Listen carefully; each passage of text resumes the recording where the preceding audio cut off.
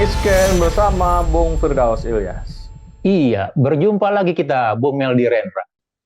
Tidak terjadi sebuah dinamika di internal partai politik ya, misalnya ada sekelompok Golkar yang tidak setuju gitu ya, tidak terjadi. Jadi orang seragam mengatakan iya gitu. Dan ini saya kira indikasi-indikasi yang terlalu seragam dalam politik ini akan membuat demokrasi itu sendiri, baik di internal partai atau di ruang demokrasi kita, Bung Firdaus. Iya, betul. Jadi jangan kaget juga ketika beberapa waktu yang lalu kita lihat dalam media sosialnya, Kang Ridwan Kamil memposting foto dia sedang berdiskusi dengan istrinya, begitu ya. Mungkin setelah selesai sholat, begitu ya. Dan kita lihat di situ salah satu captionnya atau narasinya dikatakan adalah mempertimbangkan pilihan-pilihan ke depan, gitu. Dan saya pikir ini juga menjadi semacam, ya, membuncah di dalam diri Ridwan Kamil, gitu ya. Apakah dia dengan tingkat atau proyeksi yang dikatakan Jawa Barat sudah di tangan, begitu ya. Deddy Mulyani itu memiliki gap yang jauh dengan Ridwan Kamil, apalagi dengan pasangan yang lain, begitu. Dan kemudian ketika mendapat tugas baru dari partai, bagian dari koalisi besar, gitu ya, dia harus berpindah ke Jakarta. Dan di Jakarta dia akan menghadapi situasi yang notabene dalam kalkulasi, ya saya tidak tahu begitu, apakah nanti muncul intervensi atau kekuasaan yang lain, begitu ya. Tetapi dalam kalkulasi logik politik, gitu ya, atau masalah keterpilihan, Ridwan Kamil agak sulit bersaing di DKI Jakarta. Kecuali gitu ya, dua penantang terkuatnya gitu ya, Anies dan Ahok itu dihilangkan atau tidak ikut kontestasi dalam Pilkada Jakarta gitu. Karena apa? Kalaupun juga Ridwan Kamil disimulasikan misalnya ada dua pasangan head to head, Ridwan Kamil dengan Anies misalnya, Ridwan Kamil akan kalah begitu. Begitu juga Ridwan Kamil dengan Ahok, Ridwan Kamil akan kalah begitu. Dan kita melihat apa yang disebut sebagai, karena berkali-kali ya elit dari Kim itu mengatakan Jakarta itu kemungkinan hanya dua pasangan begitu. Artinya mungkin pasangan dari Kim dan satu lagi siapa gitu ya. Dan yang berikutnya kalau kita lihat sinyalemennya misalnya, beberapa politisi dari PDIP atau Ahok mengatakan kemungkinan munculnya semacam kotak kosong atau menggagalkan gitu ya, apa namanya, penantang kuat dalam rangka memuluskan jalan agar kandidat Kim itu misalnya menjadi apa namanya gubernur di DKI Jakarta. Dan menurut saya ini nampaknya menjadi lebih mengemuka begitu. Jadi kalau lihat dari sisi itu sangat logis misalnya, kita harus mempertimbangkan lagi terutama dalam sisi masyarakat Jawa Barat atau dari sisi kompetensi atau pengalaman gitu ya, akan sangat sayang sekali gitu ya, demi memuluskan misalnya Gerindra menguasai Jawa Barat, kemudian tanda kutip potensi yang ada di Ridwan Kamil dengan melempar dia ke Jakarta, itu akan merugikan banyak pihak, baik dalam sisi kaderisasi partai politik, kemudian juga aspirasi masyarakat banyak, terutama dalam masyarakat Jawa Barat, begitu ya. Dan kemudian juga melihat misalnya ternyata dalam kalkulasi politik di daerah itu lebih banyak ditentukan oleh kalkulasi atau perhitungan di elit nasional. Kalkulasi siapa mendapatkan berapa, begitu ya. Apakah berani misalnya Golkar menghilangkan potensi suara besarnya, provinsi terbesar di Indonesia di Jawa Barat, dengan tidak meletakkan jagoannya atau putra terbaiknya menjadi gubernur misalnya. Saya pikir ini sayang sekali gitu. 20 lebih suara di Jawa Barat itu dihilangkan, digeser misalnya karena atas nama koalisi misalnya begitu. Artinya apa? Ini pertaruhannya tidak hanya dalam konteks tahun 2 tahun ke depan atau kabinet, tapi juga pertaruhan dalam kalkulasi politik 5 tahun ke depan, Bung Meldi.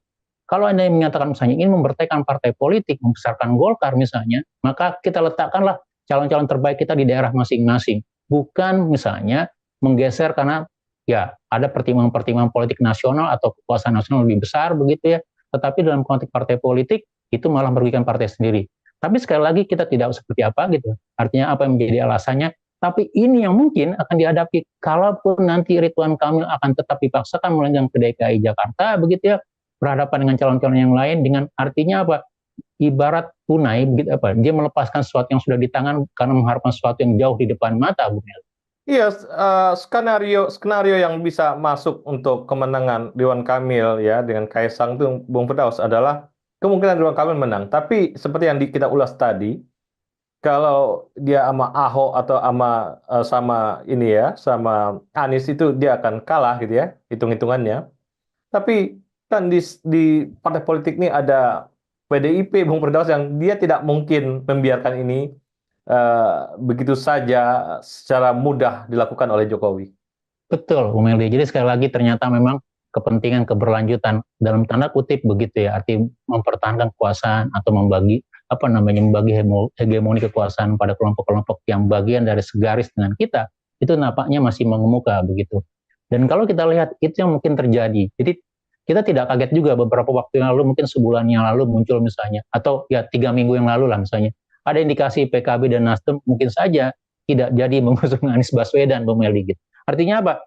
Kalau Anies Baswedan tidak diusung, tidak memiliki counterpart, artinya PKS hanya sendiri misalnya, maka mereka tidak akan memiliki kursi yang kuat untuk mengusungkan calon begitu.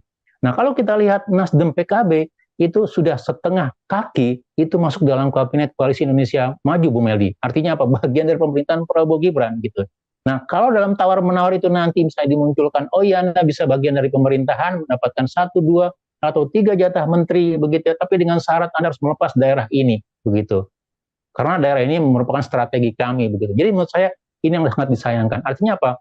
Kita melihat nanti bagaimana PKB dan Nasdem itu punya peran dalam menjaga misalnya pilihan-pilihan terutama untuk di Jakarta itu tetap menjadi pilihan-pilihan yang menyenangkan atau memiliki opsi yang banyak untuk publik gitu. Yang kedua memang PDIP gitu ya.